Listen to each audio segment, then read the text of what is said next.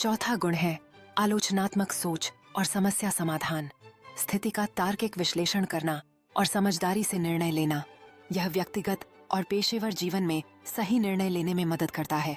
आइए इसे कहानियों के माध्यम से और बेहतर समझते हैं। रिया नौकरी के इंटरव्यू के लिए जल्दी में थी, तभी उसकी जूती फुटपाथ के ग्रिल में फंस गई। उसने जोर लगाया लेकिन वो हिली भी नहीं।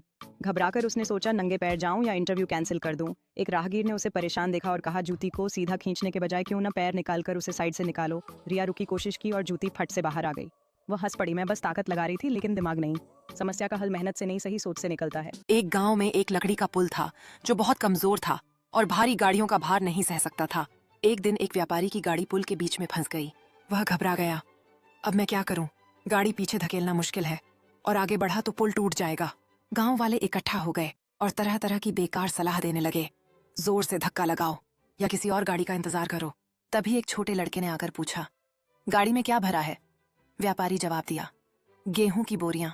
लड़का मुस्कुराया और बोला, तो बोरियां उतारकर पहले उन्हें पार ले जाओ, फिर खाली गाड़ी निकाल लो।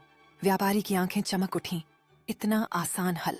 उसने ऐसा ही किया और आराम से पुल पार कर गया। चालाकी से सोचना कठिनाइयों को आसान बना सकता है। अब आइए आगे बढ़ते हैं, लचीलापन और अनुकूलनशीलता की ओर। यह वो क्षमता है जिससे हम मुश्किलों से उबरते हैं और बदलती परिस्थितियों के साथ खुद को ढालते हैं।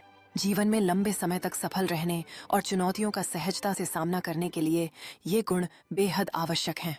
तो चलिए इन गुणों को बेहतर समझने के लिए कुछ कहानियां सुनते हैं। एक हरे भरे बगीचे में सारे पौधे खूब फल फूल रहे थे।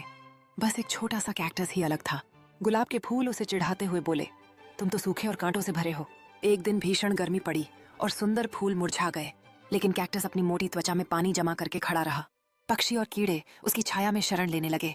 गुलाब ने उदास होकर पूछा, तुम कैसे बच गए? कैक्टस मुस्कुराया, मैंने मुश्किल हालात के साथ खुद को ढाल लिया, जबकि तुम बस आराम का आनंद लेते रहे। संघर्ष तुम्हें मजबूत बनाता है और बदलाव के अनुसार ढलना तुम्हें हर स्थिति में टिकाए रखता है। रीता एक बेहतरीन शेफ बनना चाहती थी, लेकिन उसके पास रसोई में पुराने और टेढ़े मेढ़े औजार ही थे। उनमें एक मुड़ी हुई चम्मच भी थी। लोग हंसते और कहते, टूटी फूटी चीजों से क्या सफलता पकाओगी? लेकिन रीता ने परफेक्ट चीजों का इंतजार नहीं किया। उसने जो था उसी से खाना बनाया, चलाया, फेंटा और परोसा। वही मुड़ी हुई चम्मच उसकी लकी चार्म बन गई। कुछ सालों बाद उसने अपना खुद का रेस्टोरेंट खोला, द बेंट स्पून बिस्ट्रो। जब उससे उसकी सफलता का राज पूछा गया, वो मुस्कुराई और बोली, जिंदगी हमेशा सही साधन नहीं देती, लेकिन अगर आप ढलना जान लें तो वही साधन आपकी पहचान बन सकते हैं।